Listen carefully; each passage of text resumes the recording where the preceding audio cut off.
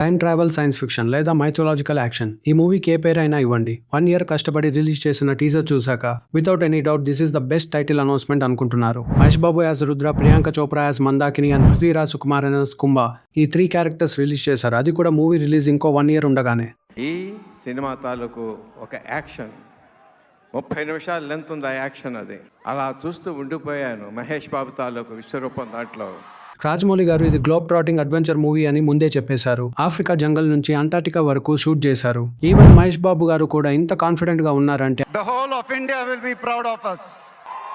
First reveal మాత్రమే. ముందు ఎలా ఉండబోతుందో మీ ఊహకే వదిలేస్తున్నాను. ఇఫ్ పుష్ప 2 800 crores కలెక్ట్ చేసిందంటే వారణాసి 1000 crores కలెక్ట్ చేయడంలో పెద్ద షాకింగ్ గా ఏముండదు. కన్ఫర్మ్ ఈ ఒక్క మూవీ మాత్రం అన్డౌటెడ్లీ 2000 crores కలెక్ట్ చేసి ఒక కొత్త రికార్డ్ స్థాపిస్తుంది.